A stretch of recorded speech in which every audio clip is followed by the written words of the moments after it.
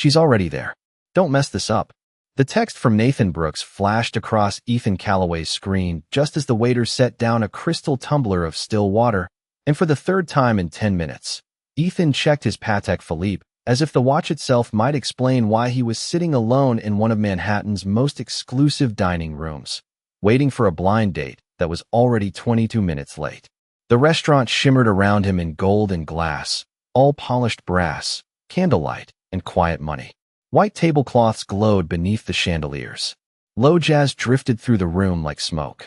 At 42 stories above Lexington Avenue, the city looked distant enough to feel irrelevant, but Ethan still wore the expression of a man who believed the entire world should move on schedule. At 36, he had built Callaway Ventures into a portfolio that touched everything from boutique hotels to private equity real estate. He owned 3 penthouses, 2 companies outright, and exactly 0 patience for surprises, especially not romantic ones. Blind dates were Nathan's idea.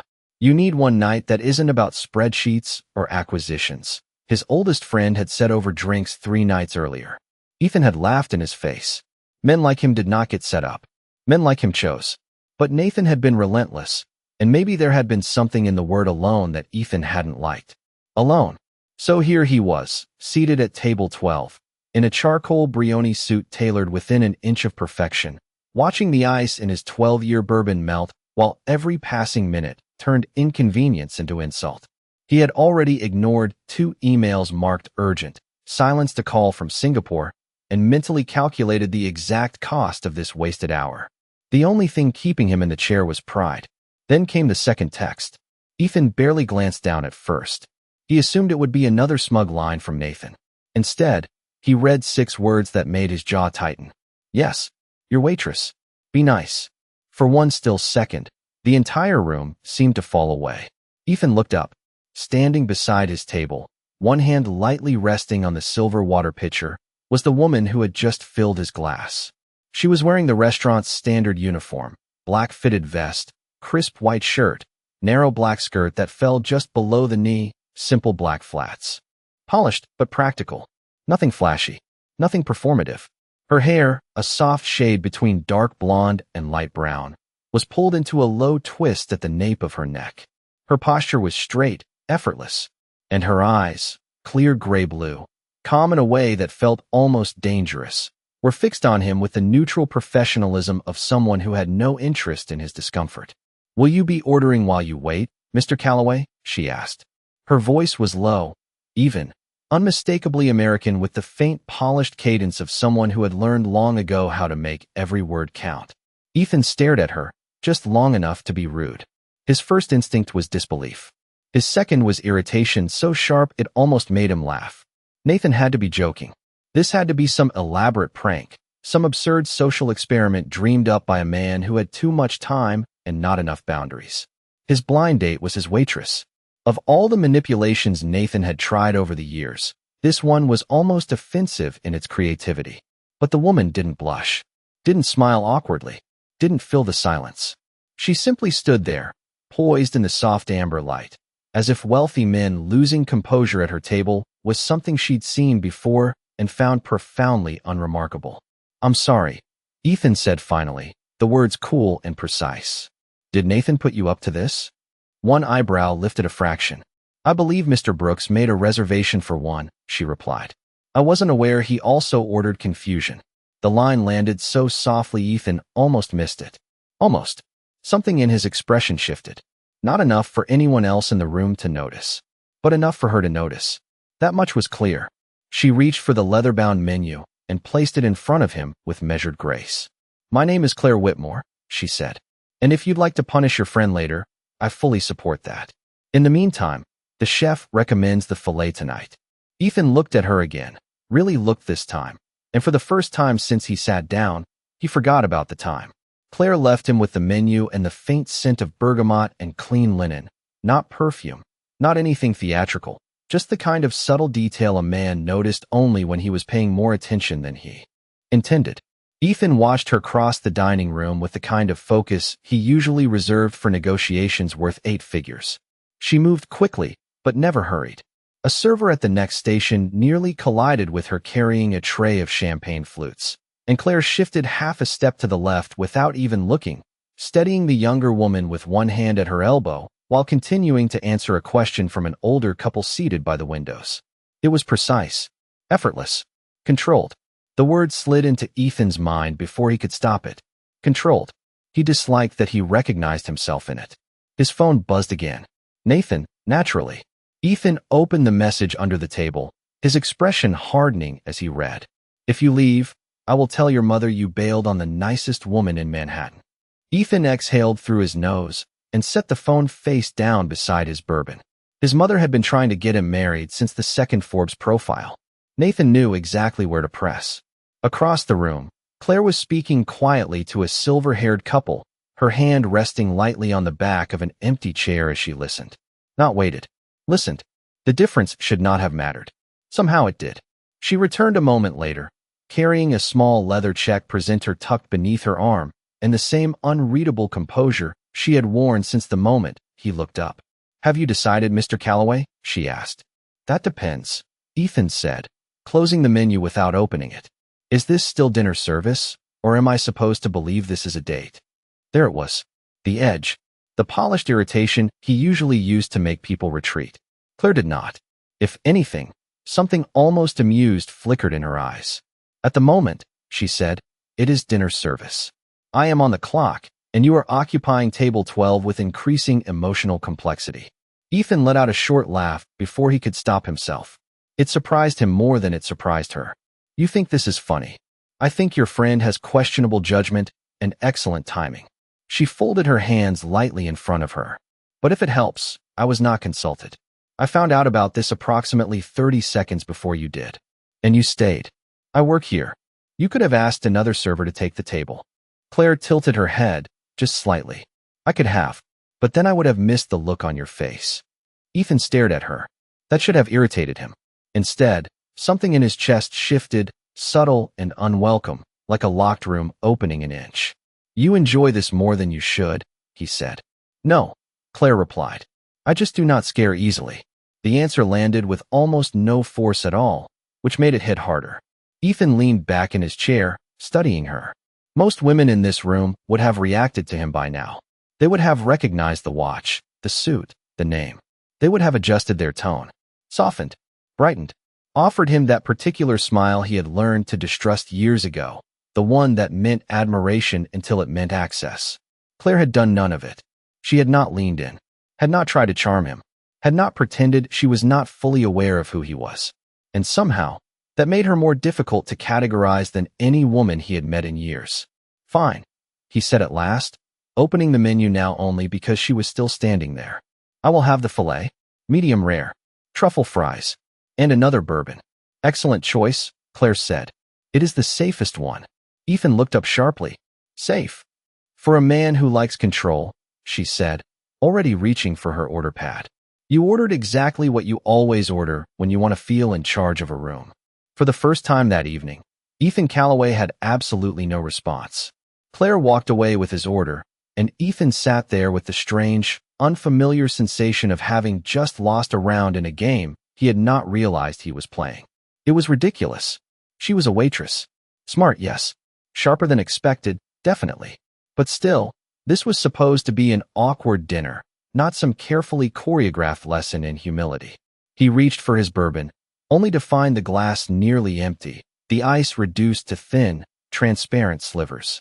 Across the room, Claire moved through the restaurant like she had mapped every inch of it in her bones. She greeted a couple celebrating an anniversary with warmth that never became performance. She corrected a wine pairing for a junior associate at the service station without making him feel small. She caught a hostess's mistake before it reached a demanding table of finance executives and rerouted the seating plan with 2 quiet sentences and a glance at the floor manager. No fluster, no drama, just competence so complete it almost looked effortless. Ethan had spent most of his adult life around people who performed authority. Claire had the unsettling kind that did not need an audience. His phone lit up again. Nathan. Ethan ignored it this time. A minute later, the floor manager, Margaret Doyle, approached his table with the diplomatic smile of someone who had spent years keeping powerful men pleasantly contained. Mr. Calloway, she said softly, I trust Claire is taking excellent care of you. She is, Ethan replied. Although I suspect she is enjoying this more than I am. Margaret's smile deepened, just enough to be dangerous. That would be unusual. Claire generally reserves amusement for people who earn it. Before Ethan could decide whether that was an insult, Margaret was already gone. He looked toward the kitchen pass and caught Claire speaking with the sommelier. The older man, who had ignored Ethan entirely all evening in the respectful way only truly elite staff could manage, was nodding while Claire pointed to a bottle list. Then, almost imperceptibly, he changed course and pulled a different bottle. Ethan narrowed his eyes. When she returned with his second bourbon and set it down, he did not touch it right away. Did you just overrule the sommelier? He asked. Claire placed the glass precisely at 2 o'clock from his plate setting. No, you did. I made a suggestion. That he followed. That is how good suggestions usually work. Ethan looked at her for a long moment. You always answer like that? Only when people ask questions they already know the answer to. There was that calm again. That maddening lack of defensiveness. Ethan should have been irritated. Instead, he found himself leaning forward, lowering his voice as if the conversation had somehow become private in a room full of strangers. Tell me something, Claire. Did Nathan actually ask you to be part of this? Or did he just assume you would play along? Her expression changed then, but only slightly. Not softer, more precise. He asked if I would be willing to have a conversation after my shift, she said. I said that would depend entirely on whether the man at table 12 behaved like a gentleman or a tax bracket. Ethan blinked once, then laughed under his breath. It was quick, involuntary, and real enough that the older couple at the next table glanced over with mild surprise. And he asked, what is the verdict so far? Claire rested the edge of her order pad lightly against her palm. You are still in the interview stage. Before he could respond, a sharp voice rose from the far side of the room. One of the finance executives near the windows was frowning at his check presenter, his face flushed with irritation. This is not what I ordered, the man said too loudly, drawing glances from 3 nearby tables. I asked for the Reserve Bordeaux, not the Standard Pour. I am not paying $800 for your mistake. The young server at his table looked stricken. Margaret had already started across the room, but Claire was closer. Ethan watched as she turned, her expression composed, and crossed the floor in 3 measured steps. She did not rush. She did not apologize before she understood the problem. She simply arrived, set one hand lightly on the edge of the table, and said in a voice low enough that only the nearest tables could hear, let us make sure we solve the right problem, sir. And for reasons Ethan could not explain, he put down his glass and watched her like the next 5 minutes might matter. The dining room did not go silent all at once. It happened in layers. First, the young server at the finance table stopped speaking. Then the executive with the raised voice realized Claire was not flustered enough to be intimidated. Then the couple beside them paused halfway through dessert, and the low hum of silverware and conversation thinned just enough for attention to drift in one direction. Ethan had seen this before in boardrooms, at charity galas, in merger meetings that turned on a single sentence. The room was waiting to see who actually had control. Claire stood beside the table with one hand resting lightly against the white linen, her posture calm, her expression unreadable. The executive, a broad-shouldered man in an expensive navy suit with the kind of confidence that came from being obeyed too often, tapped the check presenter again. I said I ordered the Reserve Bordeaux, he snapped. This bill reflects the Standard Pour. Then jumps to a reserve charge. Which means your staff made a mistake and hoped I would not notice. Claire did not blink. Or, she said gently, it means we should verify before assigning motives. Ethan nearly smiled into his glass. The man frowned, clearly thrown by the answer. Excuse me. Claire lifted the wine list from the table and turned it toward him. You ordered the Reserve Bordeaux by producer, not by vintage. The Standard Pour is available by the glass. The Reserve is bottle service only after 8 o'clock. It is now 8:12. You approved the bottle when our sommelier confirmed the change. The executive opened his mouth, then stopped. Claire was already turning the page, one finger landing on the line in question. This is your signature beside the revised selection. She angled the receipt toward him. And this is the decanting note from 758. If you would like, I can have the sommelier return and walk you through the difference in tannin profile. He does love an audience. The line was so dry, so elegant. that even the man's colleagues looked down to hide smiles. Ethan leaned back in his chair, watching with the kind of sharp, involuntary fascination that usually accompanied brilliant strategy. Claire had not embarrassed the man. That was the genius of it. She had given him facts, preserved his dignity, and somehow reminded everyone at the table exactly who had been careless without ever saying the word. The executive cleared his throat and adjusted his cuff. "I must have misunderstood," he muttered. "Easy mistake," Claire replied, with such smooth mercy it almost felt merciless. "That vintage is subtle." She closed the folder and offered the smallest nod. "Would you like me to leave the check now, or should I give your table a few more minutes?" One of the men beside him let out a quiet cough that was suspiciously close to a laugh. "Leave it," the executive said, suddenly eager for the moment to end. "Of course." Claire turned away, and the tension dissolved behind her like a curtain falling. Conversation returned. Glasses clinked again. Somewhere near the bar, someone laughed too loudly, relieved to be discussing anything else. But Ethan stayed still. He had watched hundreds of people try to manage difficult men with appeasement, ego, or force. Claire had used none of them. She had done something far more sophisticated. She had let the man save face while making sure he would never challenge her twice. When she returned to table 12, she set down his filet and truffle fries with the same steady precision she had brought to the confrontation. The steak was perfect, pink at the center, steam rising in the candlelight. "Your dinner," she said. Ethan did not look at the plate. That was impressive. Claire adjusted the knife at the edge of his setting. It was a billing question.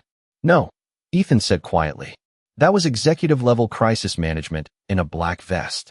For the first time all evening, something changed in her face. Not surprise. Recognition.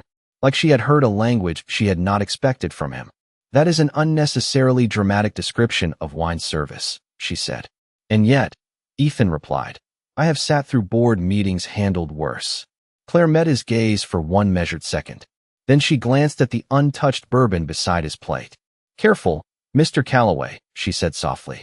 "You are starting to sound like a man who notices people." Ethan should have let the moment pass. A compliment had already been more honesty than he usually offered a stranger in the first hour, and certainly more than he intended to offer a woman who, until tonight, would have existed in his world as background motion and polished service.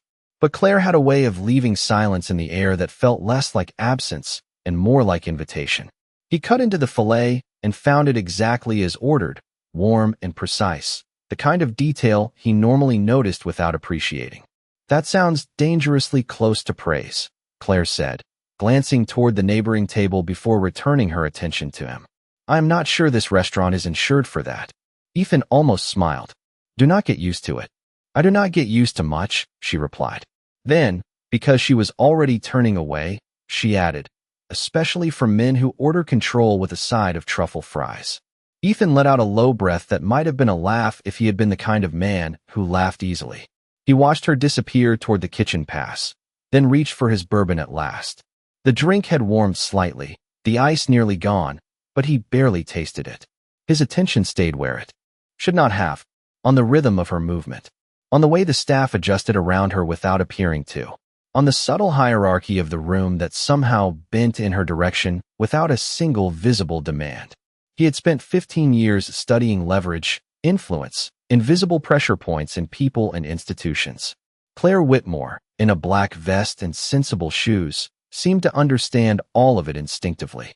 His phone buzzed again, this time with a call from Singapore. Ethan looked at the screen.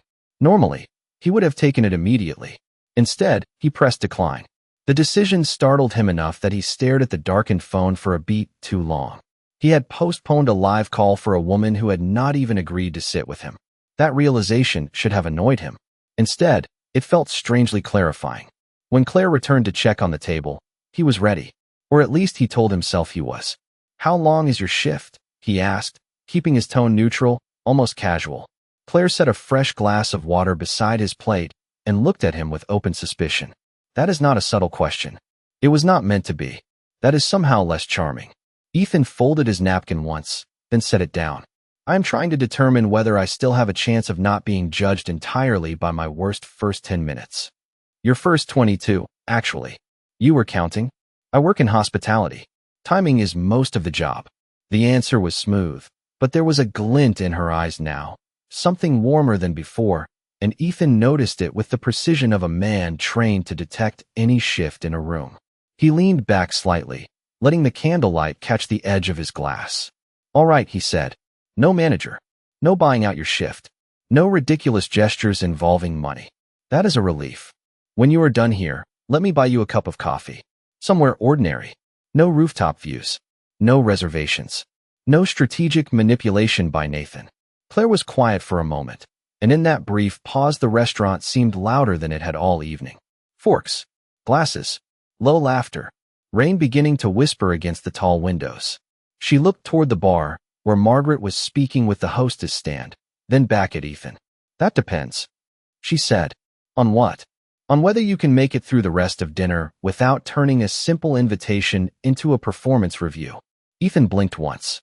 "You think I do that?" Claire gave him a look so dry it could have aged whiskey. "Mr. Calloway, you have spent the last hour behaving like a man who has never once in his life been told that not everything excellent comes with a price tag." The words should have stung. Instead, they landed somewhere deeper, somewhere uncomfortably close to truth. Ethan held her gaze longer than necessary. "And if I said I am trying?" he asked quietly. Claire's expression softened, but only by a fraction. It made the change feel more valuable, not less. "Then I would say," she replied, "that trying usually looks better when it is quiet." Then she glanced at the untouched side plate beside him, reached down, and with one elegant motion removed the extra steak knife he had not needed. "Finish your dinner, Ethan," she said, using his first name for the first time. "You are still in the interview stage." Ethan had negotiated hostile acquisitions with less pressure than the quiet way Claire Whitmore had said his first name. It should not have mattered. A single word, 2 syllables. But something about the absence of title, the complete lack of ceremony, unsettled him more than any challenge Nathan could have arranged. He finished the last bite of his dinner slower than usual, not because the food demanded it, but because for the first time in years he was paying attention to something other than efficiency. Rain had strengthened beyond the windows now, soft silver lines streaking down the glass high above Lexington Avenue. The city below blurred into a wash of headlights and reflected neon, all motion and money and restless urgency. Inside, the restaurant glowed warmer by contrast, candlelight flickering against polished stemware, the low jazz shifting into something slower, more intimate without ever becoming sentimental. Ethan had always liked places like this because they made power feel elegant. Tonight, for reasons he did not entirely understand, the room felt different. Smaller, somehow. Less like a stage. More like a mirror. Claire returned to clear his plate with the same effortless precision she brought to everything else. "You survived the fillet," she said. "A strong showing." "I am trying to remain employable," Ethan replied. "That would be a refreshing change." She lifted the plate, then paused when a young busser hurried past too quickly, balancing a stack of dessert dishes that tilted dangerously near the edge of his tray. Without even turning fully, Claire reached out and steadied the top plate with 2 fingers, keeping the stack from sliding. The busser flushed red. "Sorry, Claire." "Do not apologize," she said softly. "Slow down. Rushing looks efficient right until it costs you." The kid nodded, visibly relieved, and moved on more carefully. Ethan watched the exchange with narrowed eyes. No embarrassment. No lecture. Just correction wrapped in dignity. He had spent years telling junior analysts that leadership was not authority, it was composure under pressure. Claire practiced it between candlelit tables for tips. "You do that a lot," he said when she turned back to him. "Do what?" "Manage people without making them feel managed." Claire set his used knife on the tray. "It is usually easier than cleaning up after ego." Ethan almost smiled. "You have a suspiciously corporate vocabulary for someone who claims this is just dinner service."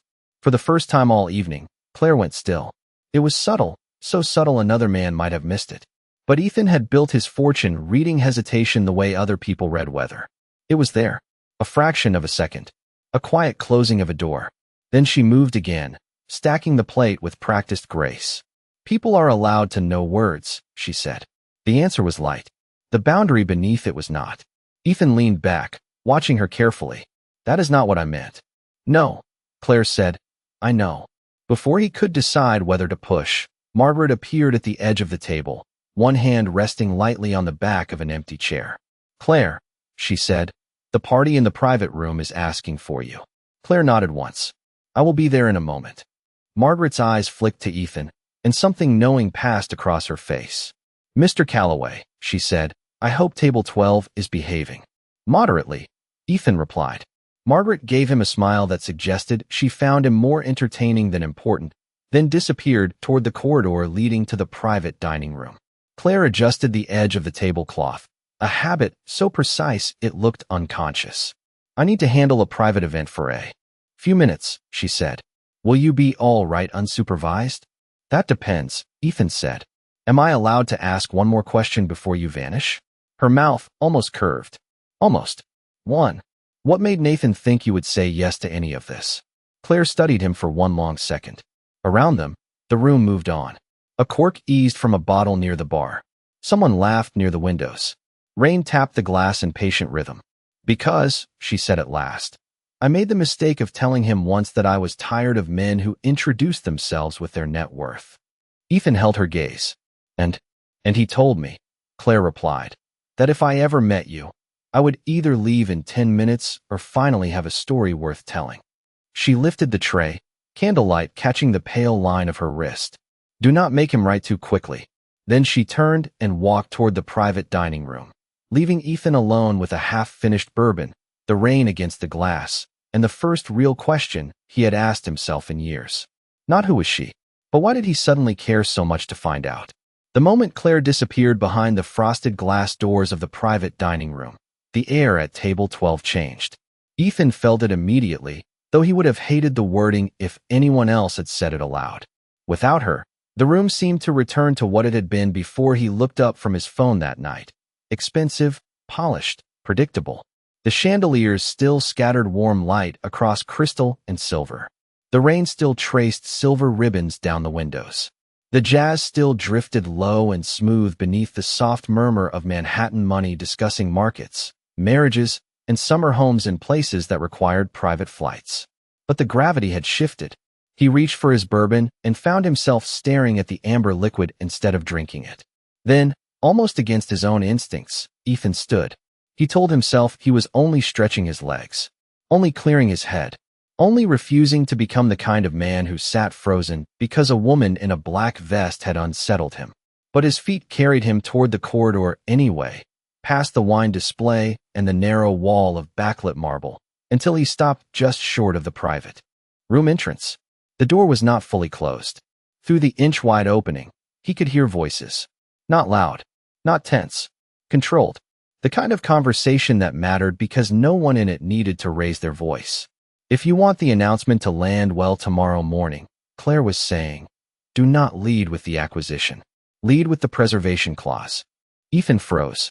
Inside the room, a man he recognized immediately as Theodore Langley, the silver-haired founder of a luxury hotel chain worth more than $1 billion, let out a thoughtful hum. Preservation does not excite investors, Langley said. No, Claire replied, but it reassures the city council, the neighborhood association, and every journalist who is already waiting to accuse you of gutting another historic property. If they feel respected first, investors get their headline by lunch. Ethan did not move. Theodore Langley was not just rich. He was one of the most difficult men in New York hospitality.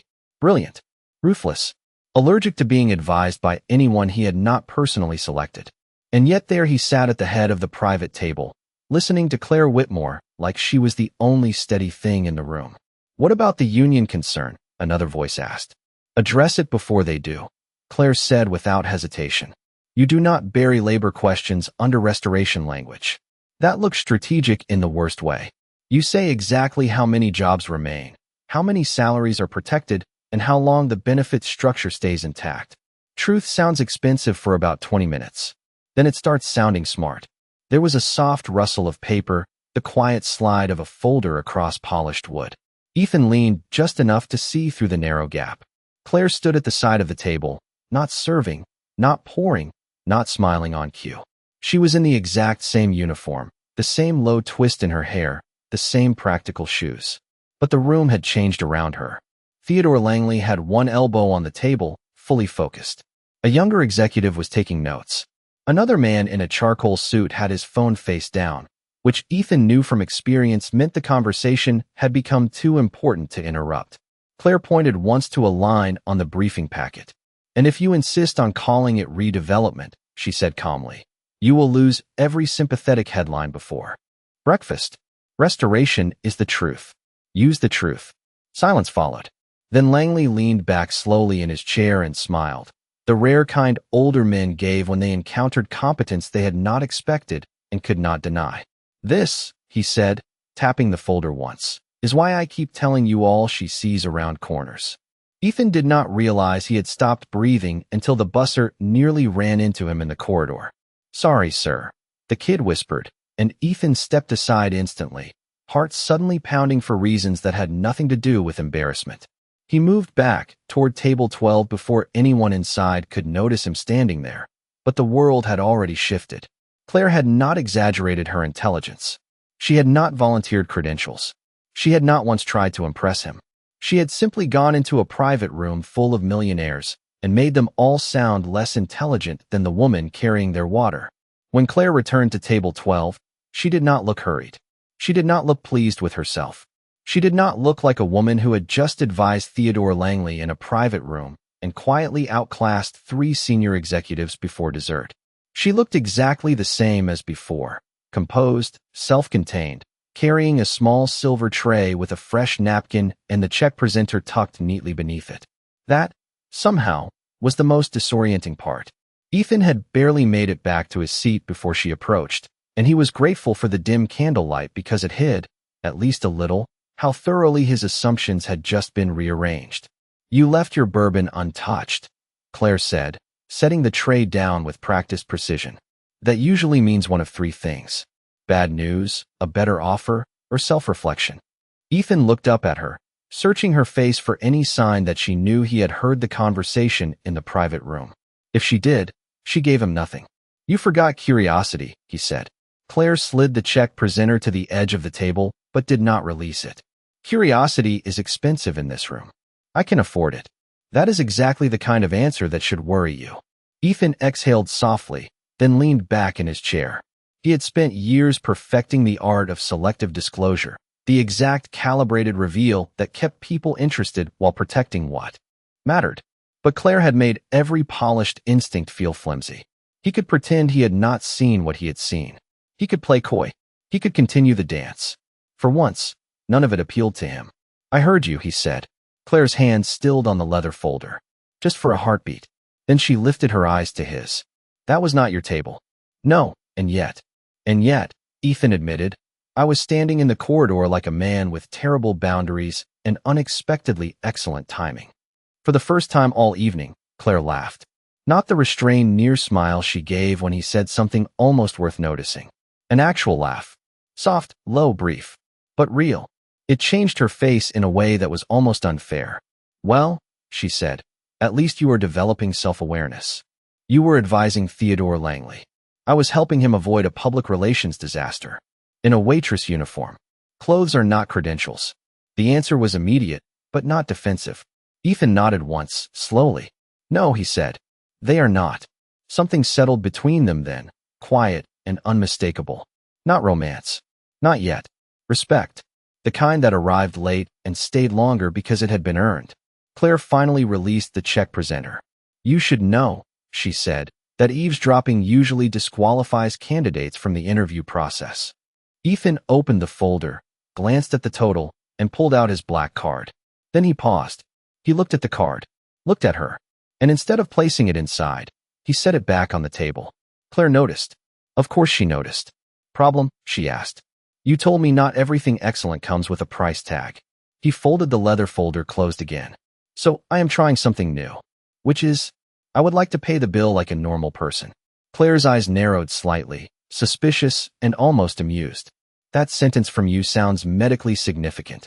Ethan reached into his wallet again, this time pulling out a simple debit card he rarely used, one that did not carry the weight of reputation. He slid it into the folder. "There," he said. "No performance. No statement. Just dinner." Claire stared at him for one measured second, then took the folder and tucked it against her palm. "That is either growth," she said, "or the strangest form of flirting I have seen all year." "Which do?" You prefer. I prefer consistency. She turned to process the payment, but Ethan spoke before she could take a step. Claire. She looked back. When your shift ends, he said, his voice quieter now, stripped of polish and practiced ease. I still want that coffee. Not because Nathan arranged this. Not because I am curious what degrees you are hiding. Not because I think I can impress you.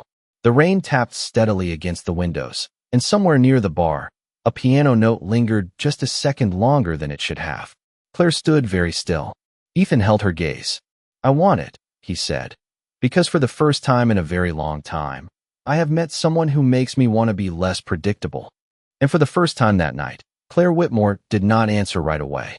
Claire stood in the candlelight with the check presenter tucked lightly against her palm, and for one suspended second, the entire restaurant seemed to recede behind the sound of rain against the glass.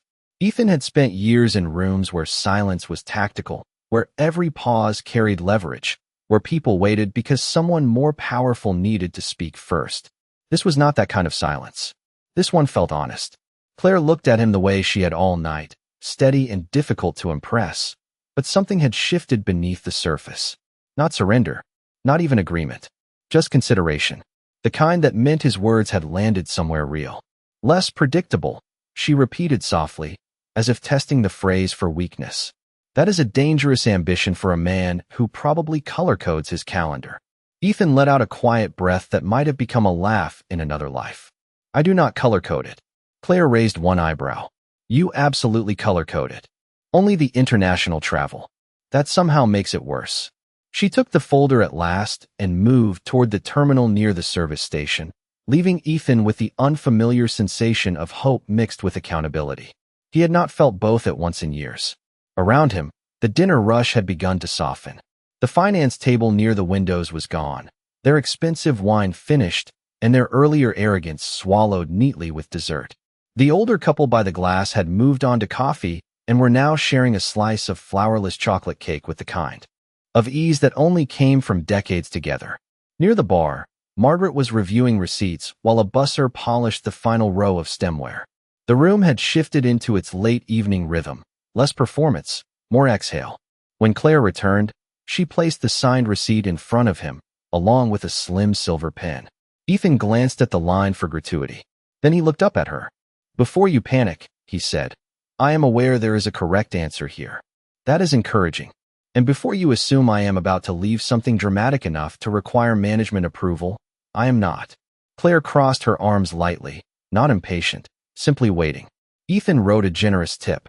Respectful, not absurd. Enough to honor the service. Not enough to turn gratitude into spectacle.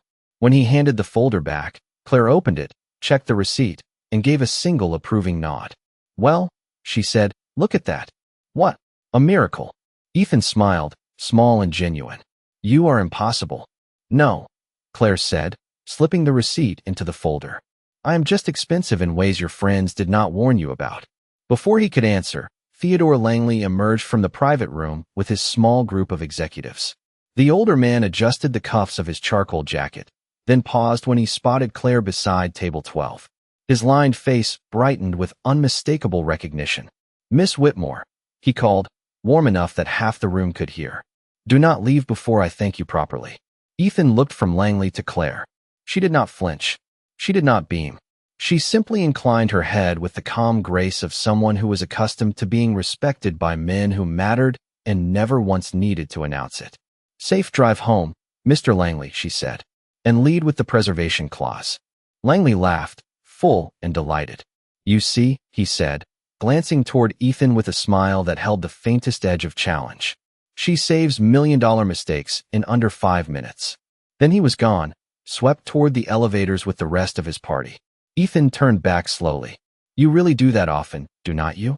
Claire adjusted the edge of a linen napkin at the empty table beside his. Do what? Walk into rooms full of men like me and quietly make them less dangerous. The answer this time came after a beat. Only when they are willing to listen. Ethan stood. No dramatic scrape of chair legs. No reaching for his jacket like he was preparing to conquer something.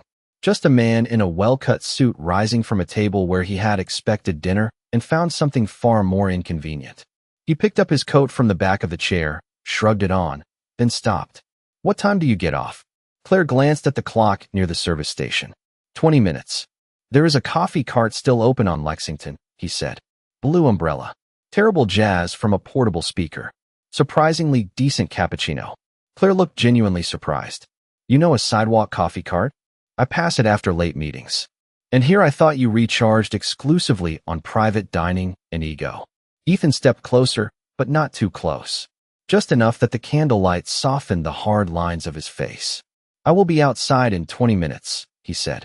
If you come out and decide you would rather go home, I will say good night and call you a cab. If you come out and want coffee, I will walk with you. No pressure, no performance, no strategy. Claire studied him for a long moment, the rain silvering the windows behind her, the city glowing below like a promise no one quite trusted. Then, very softly, she smiled. It was not big. It was not easy. It was the kind of smile that felt earned. That, she said, is the first truly interesting thing you have said all evening. 28 minutes later, Ethan Calloway stood beneath a blue umbrella on Lexington Avenue in the rain, his phone vibrating in his pocket with 3 missed calls, 2 urgent texts, and 1 furious message from Nathan Brooks. He ignored them all. The city smelled like wet pavement, roasted coffee, and spring trying to arrive. A yellow cab hissed past the curb. The portable speaker at the cart played old jazz through static. Then the restaurant door opened behind him. Claire stepped out in a cream wool coat over a simple navy dress, her hair now loosened from its twist and falling in soft waves over one shoulder. And for the first time that night, she was not carrying a tray, a check presenter, or anyone else's expectations. Ethan opened his umbrella toward her without a word. Claire glanced at it, then at him.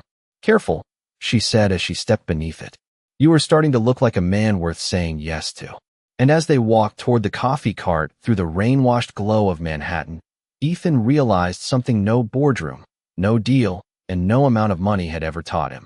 He had arrived expecting a woman he could impress. He left beside one he had to become worthy of,